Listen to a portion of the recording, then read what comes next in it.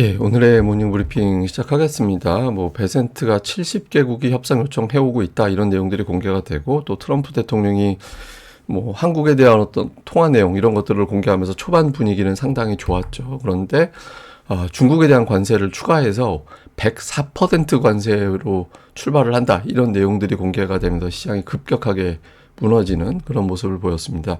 이제 우리 증시는 삼성전자가 오늘 어떤 역할을 하는지 실적 나오고 나서의 어떤 움직임인데, 이 내용을 좀 주목을 해봐야 될 것 같고요. 무엇보다 수급이 돌아서지 않으면 시장 자체가 움직이기 어렵잖아요. 그러니까 누적된 외국인들의 매도 청산이 언제부터 시작이 될 건지, 그러니까 이 부분을 주목을 해봐야겠습니다. 우선 미증시 흐름을 보면 초반의 흐름이 나쁘지 않았었는데 이게 올라갔잖아요. 급등했어요. 그러니까 한마디로 이제 급등하는 4%, 그러니까 3대 지수가 4% 전후까지 올라가는 그런 모습을 보였었거든요. 근데 급격하게 밀리면서 장중한 때 또 고점과 저점 차이가 6% 이상 벌어지는 이제 그런 모습을 보인 끝에 다우 0.8, S&P 500 이렇게 이제 빠지는 그런 모습을 보였는데, 업종 다 빠졌습니다. 특정한 어떤 업종 없이 그냥 전부 다 빠졌고, 4일간 낙폭으로는 1950년 이후에 12번째, 4일 동안 12% 마이너스 났거든요. S&P 500 지수가. 그러니까 역대 이제 1950년 이후에 12번째로 낙폭이 큰 그런 모습을 좀 보였습니다. 시장이 이렇게 이제 밀리게 됐던 이유는 초반까지는 베센트 장관이 70개국이 협상을 요청하고 있다, 그러면서 또 일본이나 유럽연합, 인도네시아, 태국 이런 데서 협상을 어떻게 하고 있다라는 내용들이 이제 이런저런 이제 언론을 통해서 보도가 됐죠. 예를 들면 일본 같은 경우는 환율을 움직일 수 있다. 그다음에 유럽연합은 공산품 무관세, 인도네시아, 태국 같은 경우는 관세 낮추고 미국산 농산물이라든가 무기라든가 이런 것들 구매를 늘릴게, 에너지도 늘릴게. 그러니까 이런 내용들이 공개가 됐거든요. 그리고 또 한국 총리와의 어떤 대통령 대행과의 통화도 트럼프 대통령이 SNS에 또 자랑 삼아 올렸습니다.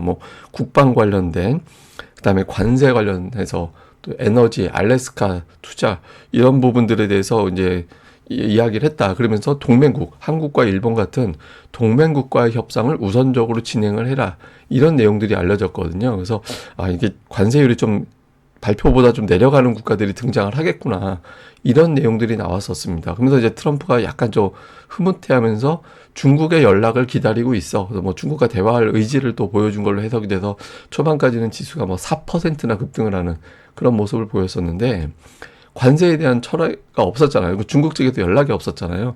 예, 그러다 보니까 50% 추가, 그래서 총 누적으로 104%의 관세를 강행한다, 이런 내용들이 공개가 됐고, 이게 이제 이러면 또 중국이 가만히 안 있을 것 같다, 이렇게 평가가 되면서 이제 지수가 급락을 하는, 급격하게 밀리는 그런 모습을 보였습니다. 그래서 좀 대부분의 어떤 분석가들은 정책의 전환이 나오기 전까지는 반등이 나온다 하더라도 이제 기술적 반등에 그칠 거다, 그러니까 이런 내용들이 나오고 있고요. 다만 이제 일부에서는 이제 최근에 이제 급변동이 있었잖아요. 그래서 거래량이 터졌는데, 이렇게 되면서 이제 광적인 매도세는 끝난 것 같다. 사실 오늘 종가가 적게 빠진 건 아닙니다만은 최근에 어떤 폭락했던 거에 비하면 그래도 종가 기준은 덜 빠진 거 아닌가, 이렇게 보는 시각도 있거든요. 그래서 어쨌든 광적인 매도세, 마진콜 이런 것들은 좀 지나간 거 아닌가, 이런 주장도 있긴 했습니다. 근데 이제 최근에 낙관론자들도 조금 신중하거나 부정적으로 돌아서는 움직임들이 있거든요. 그래서 시장에 대해서는 좀 보수적으로 바뀌어 있는 상태입니다. 근데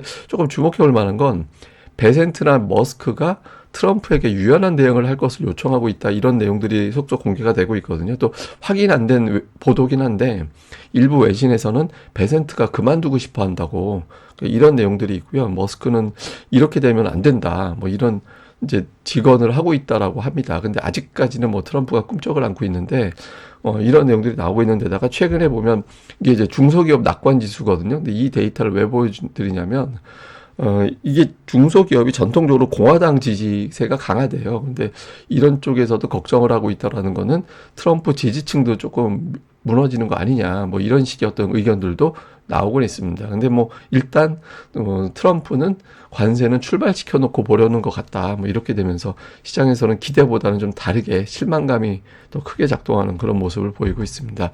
근데 오늘 또 하나 주목받은 게 국채 금리가 갑자기 올라갔거든요. 최근 들어서 갑자기 국채 금리가 확 올라갔잖아요. 금리가 올라간 거에 대해서 세 가지 주장이 있습니다. 하나는 현금을 확보하기 위해서 채권을 매도한 거다. 그러니까 이제 뭐 현금을 이것저것 다 필요 없고 일단 현금이 우선 이렇게 해서 채권을 매도한 거다. 이거는 이제 좀 신중한 설이죠. 두 번째는 뭐냐면 안전자산에 투자했던 투자자들이 이제 안전자산에 그만 투자해도 되겠구만이라고 해서 자금을 빼고 이걸 위험자산으로 넘어가기 위한 단계다. 이런 주장이 있고요. 마지막이 좀 위험한 겁니다. 이게 뭐냐면 중국이 미국 경제에 타격을 입히기 위해서 미국 국채를 매도하기 시작했다. 그래서 이제 금리가 트럼프의 목표는 금리를 안정시키려고 하는 거잖아요. 그러니까 금리를 떨어뜨려서 인플레이션을 잡으려고 하는 목표가 좀 있거든요. 근데 중국이 채권, 그러니까 일본 다음으로 미국 국채 많이 가지고 있죠. 그래서 미국 경제에 타격을 가하기 위해서 미국 국채를 매도하기 시작한 거다. 그러니까 이런 주장이 있습니다. 이거 아직까지 어떤 것도 확인되진 않고 있는데 어쨌든 장 초반까지만 해도 1번, 그러니까 2번 의견이 조금 더 강하게 있었거든요. 근데 장 중반 넘어가면서부터 혹시 1, 3번 아닌가? 그러니까 이런 식의 어떤 주장도 나오고 있어서 국채 금리가 어떻게 돌아가는지가 또 향후에 이게 또 변수가 되는지도 좀 체크는 해봐야 될 것 같습니다. 최근에 자금 동향은 대형주 쪽으로는 자금이 들어왔다고 하거든요. 지난주 기준으로는.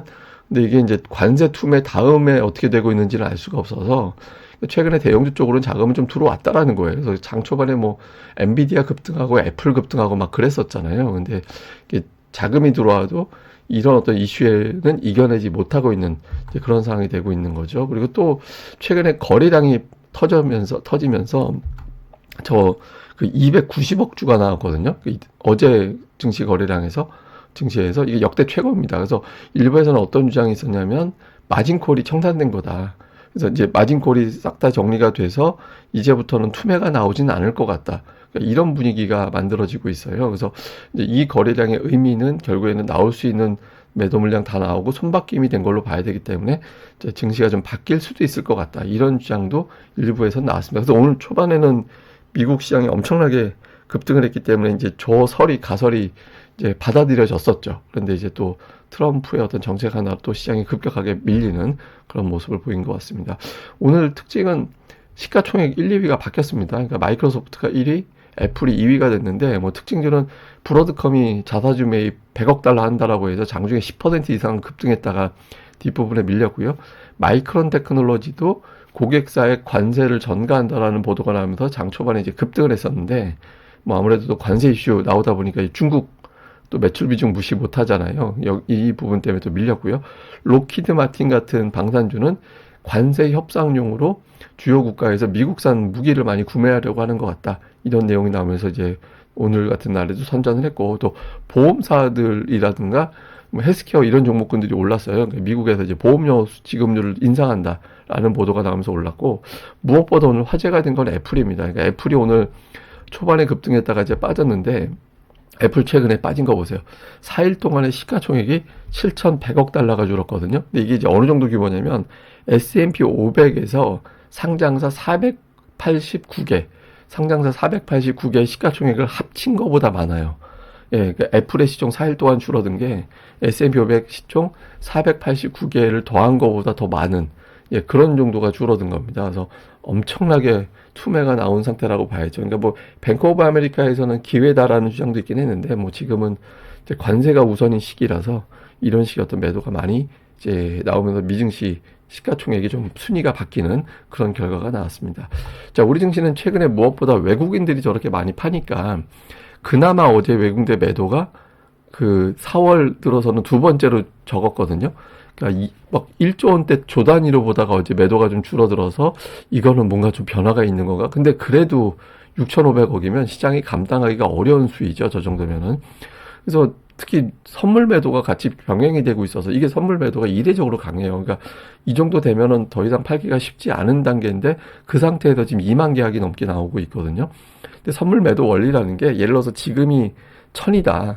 근데 앞으로 900으로 빠질 것 같아. 그러면은 지금 이제 팔았다가 나중에 900일 때 사면 10만큼 이익을 보는 거잖아요. 100만큼.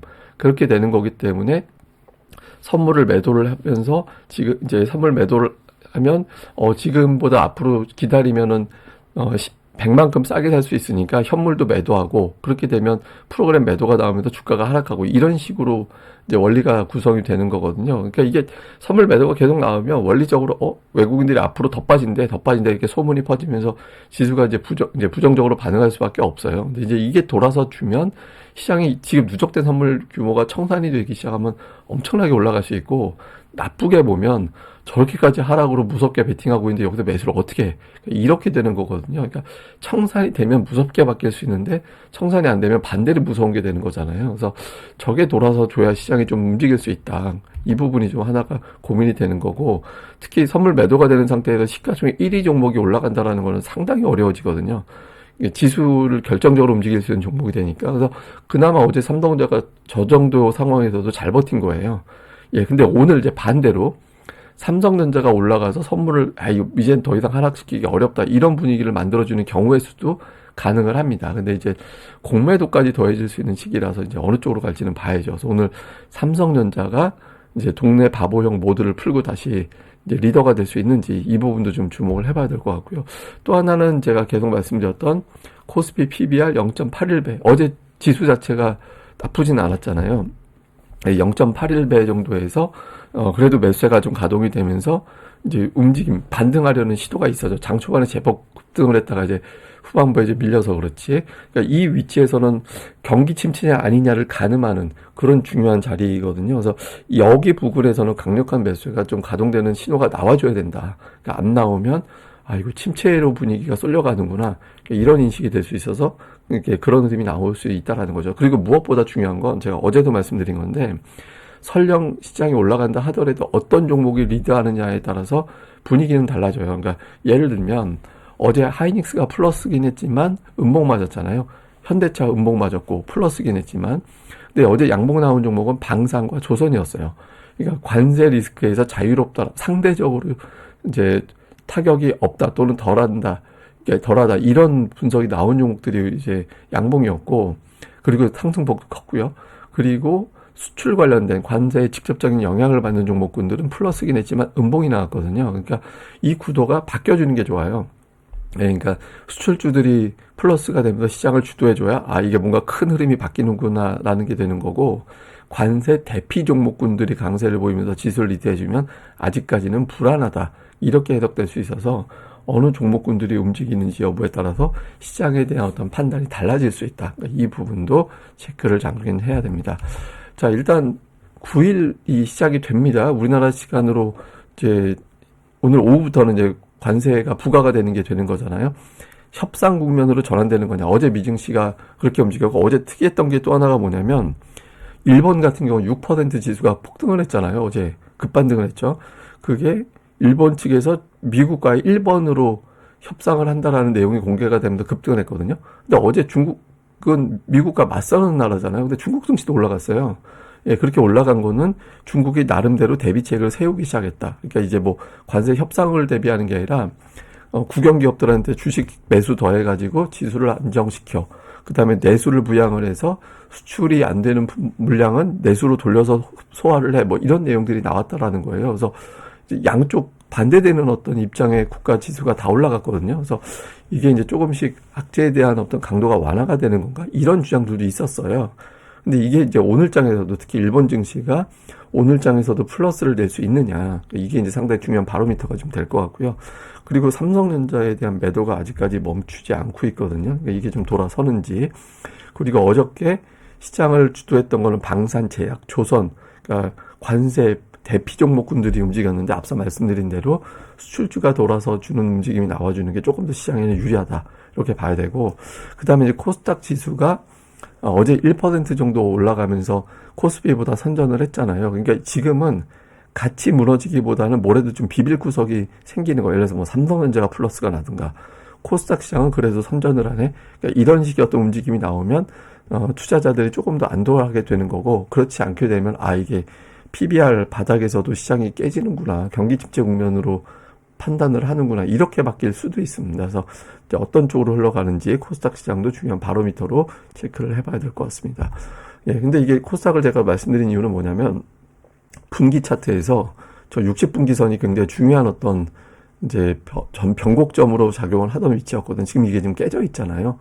물론 아직 이제 2분기가 시작된 거라서 이제 2분기 초반이니까 아직 어떻게 바뀌는지는 더 봐야 되긴 하는데 어쨌든 이 이하에서는 좀 매수가 가동되는 모습을 보였었거든요. 그래서 코스닥도 상당히 중요한 어떤 위치다라는 점도 우리가 주목을 해봐야 될 것 같습니다.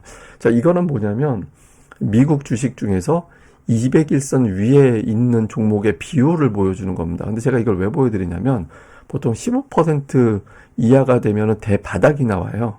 예, 그러니까 뭐 그 대바닥이 나오는데 이게 이제 어떤 해석이 돼? 아, 그러면 15% 향해서 가면 그때부터 매수해야지. 그러니까 이렇게 해석하는 측면이 있는데 잘 보면 이제 뭐냐면 최적의 매수 타이밍은 15% 밑으로 내려갔을 때가 아니라 튕겨서 올라갔을 때거든요. 그러니까 제가 이걸 왜 보여드리냐면 그러니까 외국인 투자자들의 선물 매도가 저는 이것과 같다라고 생각을 해요. 그래서 지금 이게 내려올 때 사실은 트레이더들 그리고 적극적인 투자자들이라면 PBR 0.81배에다가 외국인들이 이 정도 매도면은 과도하게 오버한 거기 때문에 이제 매수 들어가는 게 맞아요. 그래서 적극적인 투자자들이라면 지금 매수하는 게 맞는데 안전하게 보는 투자자들이라면은 이게 이제 튕겨 올라갈 때가 최적의 타이밍이듯이 중요한 어떤 지표들 뭐 수급 지표라든가 이런 등등의 지표가 이제 바뀌었을 때를 노려보는 느긋함, 인내심도 이제 필요한 게 아닌가. 그래서 이제 투자 성향이라든가 아니면 이제 자금의 성향 이런 것들을 고려했을 때 좀 안전함을 지향한다라면은 이제 여러 가지 내용들을 좀 확인하고 접근해 보는 것도 합리적이지 않나.